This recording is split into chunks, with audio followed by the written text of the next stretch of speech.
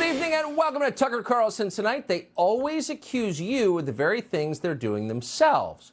If there's one rule you can keep on your fridge, write it down, put it in your wallet to evaluate the behavior of the people in charge, it's that. They blame you for their sins every single time. The latest example arrived this week when we learned that Joe Biden, fresh from lecturing us about how Donald Trump is a criminal because he had unauthorized possession of secret documents, that very same Joe Biden himself had unauthorized possession of secret documents. But don't worry, it's not a big deal.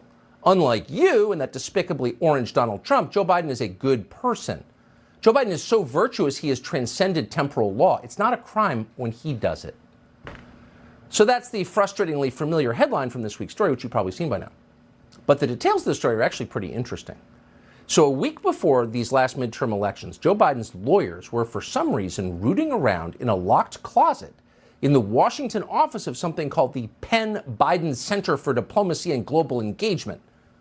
And while in that locked closet, Biden's lawyers found a sheaf of highly classified government documents. So the first question here is, why were Joe Biden's lawyers doing this in the first place? And we can't say for sure because they haven't told us, but it is weird. Lawyers don't typically search locked closets. Yours probably don't. But Biden's lawyers did. And we guess they did because they understood that Republicans were about to win back the House, and with it, congressional subpoena power. So they were likely conducting a cleanup operation preemptively, trying to get ahead of a scandal they knew was coming.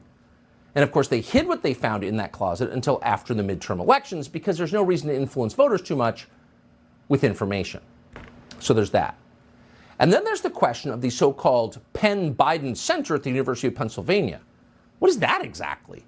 The whole idea of an academic Biden Center is pretty funny. Joe Biden is a moron. He's always been a moron, even before the dementia. For decades in Washington, ask anyone who lived there, Biden was famous as the dumbest member of the Senate. People made jokes about it.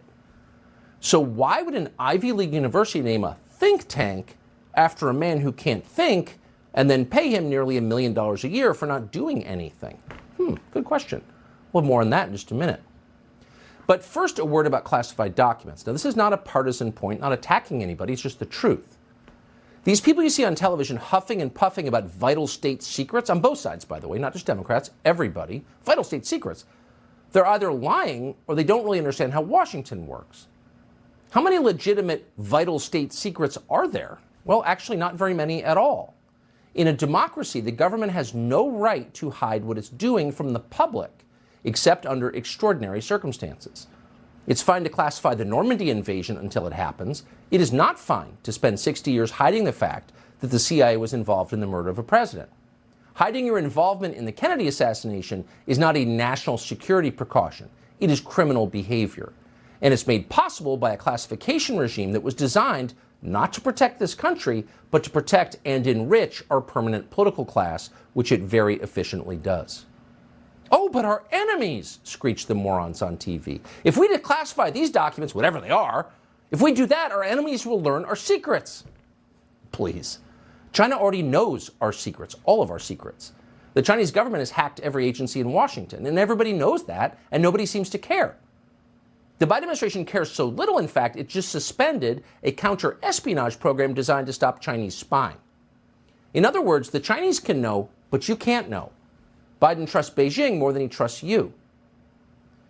So the media's job, its only job, really, is to push back against attitudes like that and to seek the truth. Reporters are the people who are paid, who for a living find out what your government is doing and then tell you about it, so democracy can continue. But there are very few of those left. Julian Assange is in prison for his efforts. Ed Snowden lives in exile. And the news organizations that remain are so thoroughly controlled by government agencies that even the suggestion of more public transparency drives them to hysteria. Watch CNN and MSNBC, for example, react to the news that Republicans in Congress might tell us some of what the thoroughly corrupt intel community has been doing in our name.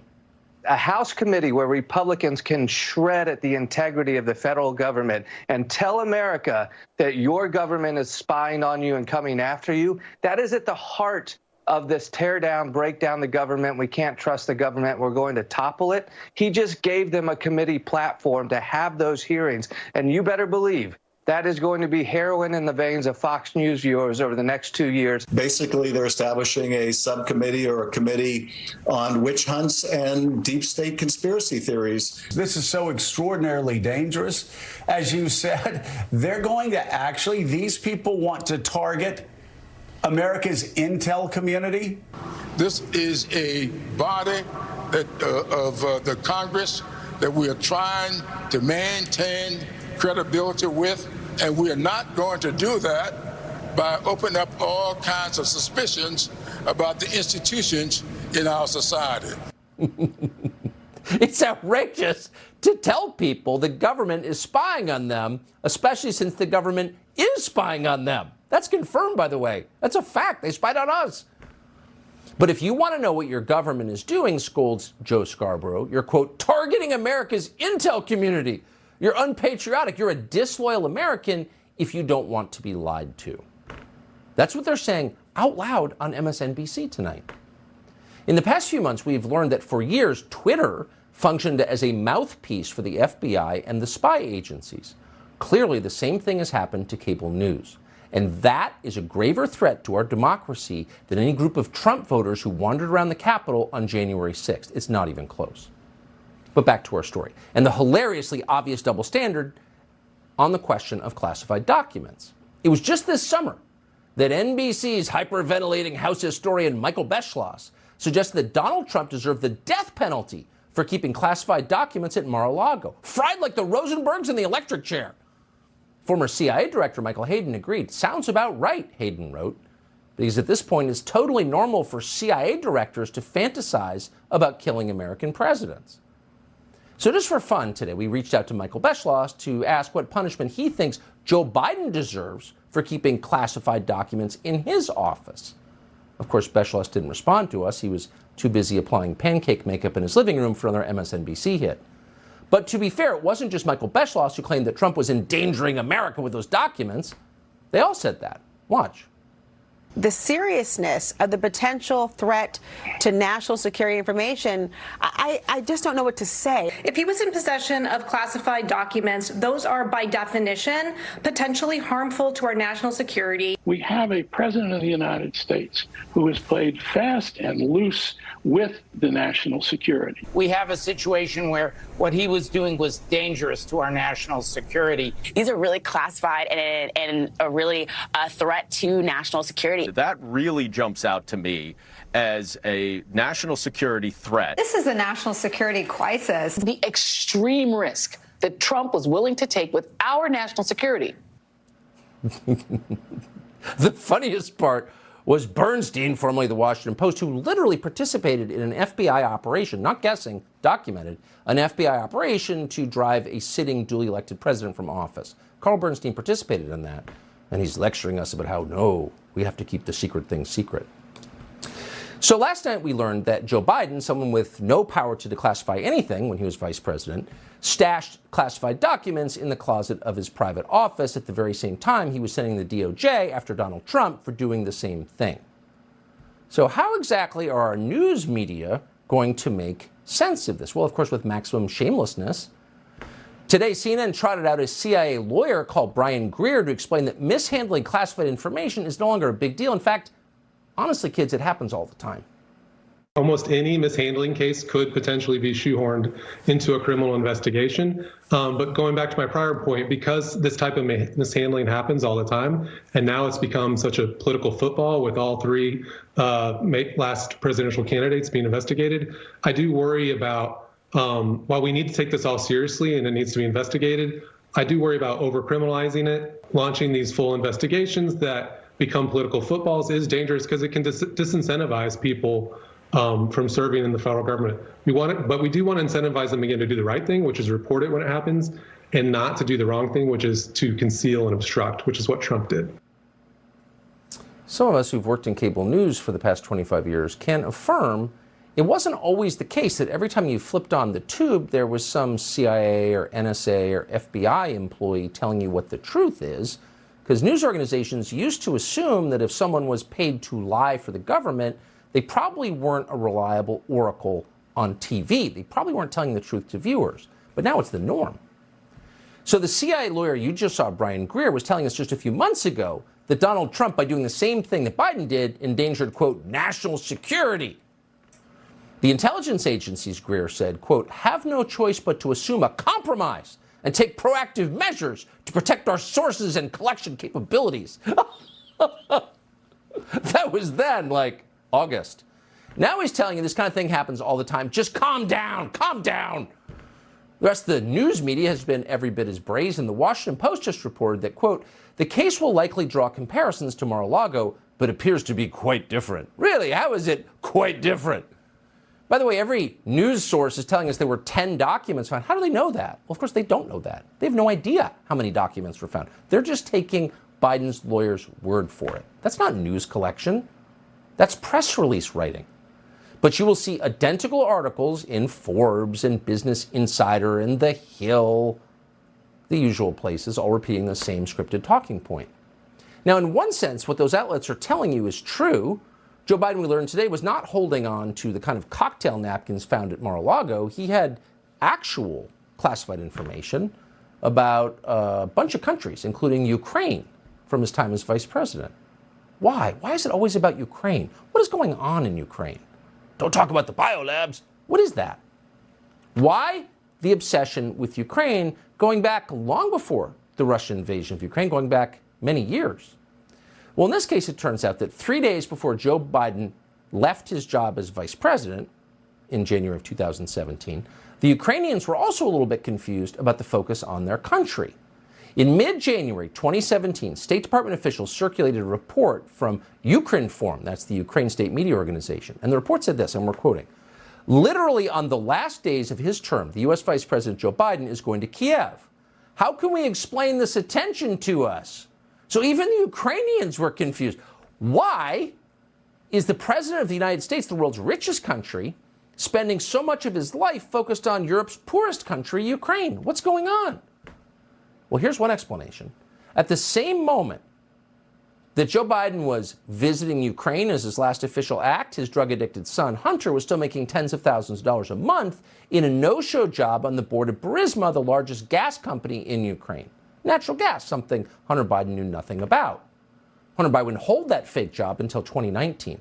So is there a connection, just guessing here, between the fact that his son was getting rich from Ukraine for a no-show job and Joe Biden's 2017 trip to Ukraine on Air Force Two at your expense? You'd think there might be a connection, but so far no one in Washington has thought to really press that point because they're still upset about Trump. They're still talking about Trump and his crimes. Watch Joe Biden from this past September explain why he supported the DOJ raid on Mar-a-Lago. And here's a hint, because it's, quote, totally irresponsible for government officials to keep classified documents after leaving office. When you saw the photograph of the top secret documents laid out on the floor at Mar-a-Lago, what did you think to yourself, looking at that image? How that could possibly happen, how anyone could be that irresponsible. And I thought, what data was in there that may compromise sources and methods? By that I mean names of people who helped, or et cetera. And it's just totally irresponsible. So they seem like hypocrites. We could play an endless loop of clips like that for the rest of the hour. You get the point, but they're not actually hypocrites. What they're describing is a caste system where they can do what they want and you are subject to the minutia of their legal code. It's called anarcho-tyranny. But on to more enduring questions, because we know that already. What is this Penn Biden Center? The Penn Biden Center. What's the purpose of the Penn Biden Center? Well, in April of 2016, one of Hunter Biden's business associates explained the purpose in an email to Hunter. He said that the Penn Biden Center, quote, operates like the Clinton Global Initiative without the money raise. Oh, so all the upside, none of the downside. Without the money raise, really. So you don't have to fly around the world raising money. But as the Washington Free Beacon has reported, actually there was a lot of money being raised, and it was being raised by the University of Pennsylvania, and it was being raised from foreign governments after the Biden Center opened. See the connection here? And we're quoting from the piece. Foreign contributions to the University of Pennsylvania tripled since the Penn Biden Center's soft opening in March of 2017, rising from $31 million in 2016 to over $100 million in 2019. Now, where'd all that money come from? Where do you think? The largest foreign contributor was China. And if you go to the webpage for the Penn Biden Center, you get some idea of what that money bought. So on the site, there's a section called, quote, addressing threats to the liberal international order. Russia and Vladimir Putin are mentioned as threats to the liberal international order, but China, which is currently committing genocide, is conspicuously not mentioned as a threat to the liberal international order. So all of this aroused our suspicions naturally, so we decided to take a closer look at the University of Pennsylvania and its ties to China. We took a look at text messages from Hunter Biden's laptop to see if we could find an answer. And we found messages between a senior professor at Penn's International Relations Department to Naomi Biden, that would be Hunter Biden's very young daughter. The message from the professor begins this way, quote, Dear Naomi, I'm writing you tonight to invite you to take part in a major conference in China at the end of March. I've been asked to help recruit a prominent young leader. They, the Chinese government, will fly you business class and, of course, provide all of your accommodations. I don't think it would surprise you that they are interested in you thanks to your family name. I would not take offense at that. It is truly the Chinese way. And frankly, better you than that dolt, Tiffany Trump. If you are interested, can you send me your CV and or a bio? I would forward that, and you could expect an official invitation from Li Baodong, the Secretary General of the Forum. End quote. Pretty remarkable. As far as we know, that has not been previously reported. So here you have an employee of the University of Pennsylvania, an Ivy League school, sending an invitation apparently on behalf of the Chinese Communist Party to recruit Joe Biden's granddaughter for an influence operation, saying that she'd be flown to Beijing and stay in Chinese government-controlled accommodations. So a lot of people on television seem very concerned about national security at the moment. All these former CIA and NSA and FBI employees are going on CNN and MSNBC to tell you national security implications are first in mind. Are they concerned about this? Will they ask a single question about it? Of course they won't. So tonight we're going to begin by asking fact-based questions about those classified materials that Joe Biden apparently had at the Penn Biden Center and what they tell us. For that, we begin tonight with Fox Business's Hillary Vaughn. She is outside the Penn Biden Center office in Washington right now. She joins us. Hillary, thanks for coming on. What do you know? Thanks, Tucker. Well, the Penn Biden Center is just a normal office building. It's on the same block as Charlie Palmer Steak, which is a popular after-work watering hole for Republicans and Democrats because it's just steps away from Capitol Hill, where today we tried to talk with House Democrats about whether or not they think the president being caught with classified documents in his old office is a big deal or not. But not everyone was feeling chatty. Do you have any comment on President Biden keeping classified documents? I'm sorry. But Pelosi just a few months ago had a lot to say about former President Trump's top secret stash at Mar-a-Lago. Believe in the rule of law, and that's what our country is about, and no person is above the law, not even the President of the United States. Not even a former president of the United States. We did talk to some Democrats who are downplaying the whole thing and defending Biden. So they said they found them there. Right. Do you think that poses a national security threat? No. Why not? Because I don't think so. Some Democrats, though, are waiting to see what the DOJ will say. Does it bother you that classified documents were found at President Biden's old office? You know, I know this is an emerging issue. It's been referred to the DOJ. So, Tucker, some lawmakers were unbothered, others were backing Biden, and some were just caught mid-bite, too busy to give us a soundbite. Tucker? Hillary Vaughn, that was such a great report, I can barely stand it. You made my night. Thank you so much for that. Thanks. Thank you. Miranda Devine is a New York Post columnist and really the world's authority on Hunter Biden's laptop, author of Laptop from Hell. She joins us with a reaction to all of this. Miranda, you've been on parts of this story for years now. What do you make of this? Well, it just looks like projection from Joe Biden, doesn't it? As usual, it's the Democrats' tool of trade to accuse their opponents of the very sins that they are committing. It's a little obvious in this case now, and you just wonder why it's come out and really what the true story is about these confidential documents. But as far as the University of Pennsylvania goes, there's a long, incestuous, symbiotic relationship with the Bidens. Joe Biden, he got his grandchildren in there. He got the children of friends in there. He treated it as his own little playpen. And of course, when he stepped down from being vice president, he was paid almost $1 million by the University of Pennsylvania. He put his name on that supposed think tank. And in return, I suppose, his name attracted a lot of Chinese money. As you just said, there was, the amount of money that came in from China to the university after Joe Biden opened that think tank. Almost quadrupled. It went from about 20 million to over 70, almost 75 million. So that you have to look at a quid pro quo there. And then you talk about Naomi Biden, Joe Biden's granddaughter, the oldest daughter of Hunter Biden, and just this very casual offer from a Penn professor of this propaganda tour sponsored and paid for by the Chinese Communist Party with business class tickets. And she asked Hunter what he thought, and he said, go for it and ask for 2 tickets so you can bring your boyfriend. It's apprentice griftership. It's just beyond belief and happening out in public. But of course you know that because you've been dealing with this for years. Miranda Devine of the New York Post. We appreciate it. Thank you. Thanks, Tucker. So the hallmark of totalitarianism is a government or political party controlling the details of your life, the intimate details, like what you cook your dinner on. So with that in mind, the Biden administration is considering a ban on gas stoves in the name of climate, but really it's for your own good. If America puts up with this, probably put up with anything, which is something we're thinking about. We've got more details straight ahead.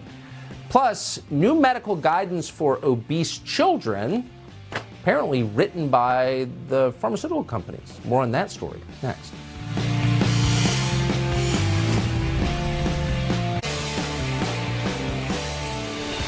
A lot of politicians, you may have noticed, mistake themselves for God and decide they can control the intimate details of your life, including what kind of stove you use to cook your dinner. And politicians have been telling us for a long time, because of climate, you're not allowed to have a gas stove. But that doesn't make sense to people, because if they really cared about carbon emissions, they probably wouldn't be flying in private planes or blowing up the Nord Stream pipeline, which they did. So now they have a new tack to get rid of gas stoves. The Consumer Product Safety Commission is deciding on whether to ban gas stoves totally because of safety. Safety? We've had these stoves for over 100 years. It's totally fine to give fentanyl to addicts, but a gas stove is a threat to your life? Right. So there are people in this world who use gas stoves for a living. And one of them is Stratus Morfogen, who owns a restaurant. He's the author of Be a Disruptor. He joins us to assess. Stratus, thanks so much for coming on. So you're a restaurant owner. This is not a luxury item to you. This is core to your business. First of all, would you obey a ban on gas stoves? And second, why are they superior to electric? You know what it is, Tucker? For people that don't understand the restaurant industry, for 35 years, we've been attacked by everybody. We had organized crime in our industry in the 70s, 80s, and 90s. In the 2000s, we had corrupt Wall Street. And for the last 3 years, we've had government overreach. I mean, we've seen it during COVID. They did things, they never followed the science. And what's going on, what I heard the rumor about this last year. And what I'm hearing about today from the White House to Governor Hochul, that they want to make us, for new restaurant construction, use electric stoves. So let me explain it to you. We lose 40% productivity by using electric. By using electric, if they ever inquired with small business owners, I'll give them 3 pieces of advice. Get stronger filtration system, get a hood system that works, and basically train your staff on how to maintain it. But for 35 years, we continuously have obstacles in running our industry. And I got to tell you, Tucker, and I want to thank you for supporting small business. Since the last time I was on, you inspired me to write the book. And I got to tell you, because our journey is constantly being attacked, like we're vulnerable. And this is creme de la creme, because I will tell you, this will destroy our industry just as bad as they attempted to do with COVID. I mean, there's got to be a limit to what people are going to put up with. There has to be a red line. I would counsel mass disobedience in the face of tyranny in this case. I mean, do you think restaurant owners would obey? Why does Kathy Hochul have a right to tell you what kind of stove you have? She's an idiot. Yeah, listen, I didn't obey Kathy Hochul with any of the mandates. Good. And I'm not going to obey Kathy Hochul now, because let me tell you something. With electric stoves, first of all, our bills will go 6 times higher. And then on top of that, our productivity drops. This isn't just going to hurt the restaurant hospitality industry. It's going to hurt real estate development. You remember, casinos, shopping malls, airports, residential towers, office buildings, they depend on us for the content. And if we don't develop the content for these big, this is our industry, for these big developers, well, guess what? This whole thing will collapse. They're not following science, and this is not following science. There are so many other ways, like we do. We don't allow our cooks to basically stand and smoke. We have a strong filtration smoke evacuation system. And this is what's needed if they want to go down this route. The idea that people who send crack pipes to drug addicts are concerned about safety is like the most hilarious thing I've ever heard in my life. Ignore them, please. Stratus Morfogan, great to see you tonight. Thank you. Thank you so much, Tucker. Well, here's kind of an amazing story. So the American Academy of Pediatrics, which if you got kids, you kind of trust, apparently, has issued new guidance on obesity. And you don't want to think that any medical association exists to make money for drug companies. But you have to kind of wonder, in light of the American Academy of Pediatrics' new guidelines for childhood obesity. Now, anyone who's tried to lose weight, we can speak to this directly, knows stop eating a lot of sugary food and you'll probably lose weight. But that's not the guidance. They're saying that kids as young as 13 years old should take weight loss medication and potentially undergo surgery for children. Dr. Mark Siegel joins us tonight to assess this. Hey, doctor. Tucker, this is the first time they've put out guidelines on obesity in 15 years, with 15 million children from 2 to 19 obese. But that's before the pandemic. And these guidelines do read like panic. And you know me, clinical practice guidelines, I don't follow rigidly any clinical practice guidelines, period. I don't doctor by the numbers. I listen to the patient. I don't fat shame, by the way. I talk to patients. I listen to what they're sensitive to. I want to know what their concerns are. Are you depressed? Why are you eating so much? Are you sedentary? Guess what the pandemic did? Took kids away from schools where they had nutrition programs, locked them down, where they lie on the couch all day, no exercise. You're not allowed to go out. Well, guess what now happens? They're burgeoning in weight. So what do they do now? They knee-jerk a solution. I know, we'll give you a pill. Oh, that doesn't work? We'll do surgery that might have long-term complications to it. Why don't we do that? Well, I have a prescription instead of all of that. I want to acknowledge that, and I want to go back to the beginning. I have my own guidelines, Dr. Siegel's guidelines. You introduce vegetables to your diet, you introduce it to your kid's diet. You go on a walk, you take your kid on a walk. You have them exercise. You ride a bike, you have them ride a bike. And then you challenge them at the end of the night, Tucker. You say, watch Tucker Carlson tonight and see if it challenges your brain. Tucker? Yeah. I mean, getting rid of pizza and Oreos, speaking for myself, I do love. I mean, that kind of goes a long way. Like, why not just say that? I mean, it's so nuts. Oh, yeah. Yeah. Pizza and Oreos. Yes, it does. And exercise. Yeah. Dr. Mark Siegel, thank you. Thank you, Tucker. We're strongly for pets, as we often say. Even emotional support pets. Those are real. I mean, why not? Everything else is real, right? But one woman just found out that there is a limit to what qualifies as an emotional support pet. She had a 4-foot-long boa constrictor on a commercial aircraft, and hilarity ensued. We'll explain after the break.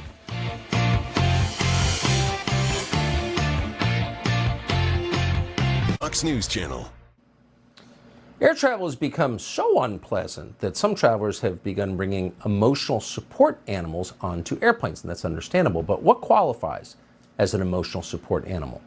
Well, one woman decided to test the limits recently at Tampa Airport. She stuffed her 4-foot snake inside her carry-on bag. She said it was for emotional support. TSA was not convinced. There it is. So the snake did not make it onto the plane, and this scene was avoided. What the?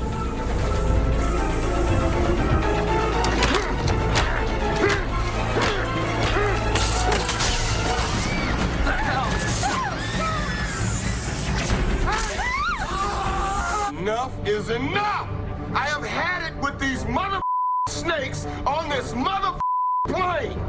Everybody strap in. That is the reaction that most people would have to a snake on a plane. To be fair, Michael Kimmel may disagree. He is known as the Python Cowboy. He joins us tonight with his pet boa. Mr. Kimmel, thank you so much for coming on. What's your view of the TSA's decision to ban the boa from the plane? Fair or unfair? I think it's fair. You know, I'm all for, as you can see, having pet boas. For a lot of people, it's a great pet option. Not everybody can have a dog or a cat, whether their living conditions, lifestyle. But, you got to be responsible with these reptiles, and trying to sneak them onto an airplane is not responsible. So you could see, and obviously you're a fan of the boa community, a defender of boas, but you could see a boa strangling someone to death in 2A on the plane then, is what you're saying? Highly unlikely, but possible, there are right? cases of it's slightly possible. It is slightly possible. More so, I worry about panic. It's an emotional support animal for some people, but for most people, it's going to emotionally scar them. A snake like this gets loose on a plane, people panic, hurt themselves, and it's just not a good scene. Quickly, you never want to doubt the bond between man and animal. I think it's really important. But honestly, how much emotional support does a snake provide, would you say? That's not really for me to say. Everybody's different, Even myself, I've had emotional support animal at one time. It was actually a raccoon. And I had it more so to take out to bars with me. And I think that's more what a lot of people do. You can buy the certificate online, and I think you have people abusing it and calling animals emotional support animals just because they want to take it places they shouldn't. Yeah. Though I think when you take a raccoon to a bar, it's not emotional support. That's a dating device, Michael, as you well know. That's it. But anyway, I support that. Thank you. Michael Kimmel, the boa man. Good to see you. Have a good night. Well, in 2021, dozens of churches were torched by anti-Christian extremists across Canada. Something similar has been happening in this country. Last year, pro-abortion activists attacked several churches, and earlier this month, an arsonist torched a Korean church in Portland, Oregon. But it's not just churches that are being hit. There's not been a lot of coverage of this, but our power grid has been under attack in a lot of different places, and the motives remain unclear, though you can probably guess. Andy Ngo has been covering all of this. He's the author of Unmasked, Inside Antifa's Radical Plan to Destroy Democracy. He joins us tonight. Andy, thanks so much for coming on. So my pleasure. This church, I don't know if we have footage of it, but you put it up online. It was pretty shocking.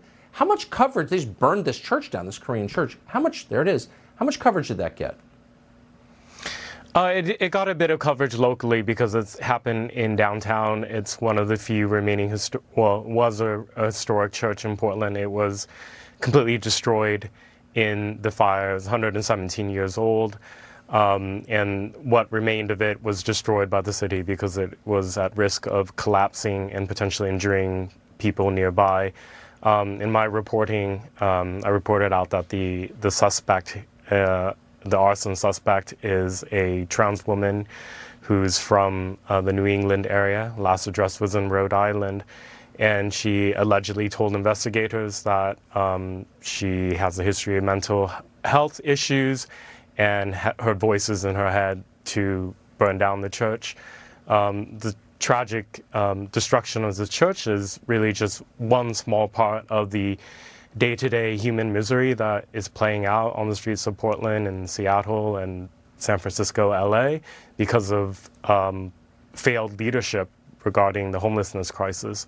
In Portland, we have a whole homelessness industrial complex where literally hundreds of millions of dollars is spent every year enriching these so-called nonprofit groups that are tasked with helping, allegedly, the homeless, but instead create conditions where people from all over the country are attracted to these cities, and there is never any expectation that they better themselves or their new community. No, of course they make it much worse. And thank you. And we're going to stay on that power grid story, which is fascinating and mysterious and bad. Great to see you tonight. Thank you. Thank you.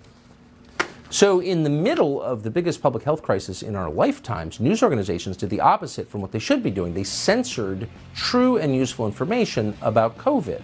But none of these outlets has been held accountable. Robert F. Kennedy Jr. is trying to change that with a new lawsuit he is filing. He joins us next to explain what it is.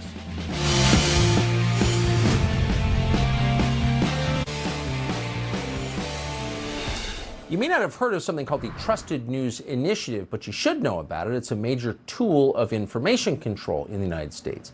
It's a partnership of several big news outlets, the AP, Reuters, the Washington Post, aligned with big tech companies like Facebook and Google. The BBC founded it. Now, the group has admitted its mission is to stop, quote, the tidal wave of unchecked reporting that's being piped through mainly digital platforms. In other words, we have a monopoly on telling lies, no one else can talk. And in service of that goal, the initiative has censored an awful lot of people, including Robert F. Kennedy Jr., whom history will vindicate completely. Now, Kennedy and several other plaintiffs are suing the Trusted News Initiative. We asked these news organizations about the lawsuit. Reuters says they haven't seen the lawsuit, but they're very upset by it. Robert F. Kennedy Jr. is chairman and chief litigation counsel of Children's Health Defense, and we are honored to have him join us tonight. Bobby, thanks so much for coming on. Tell us what this suit seeks to do, if you don't mind. Thank you for Tucker.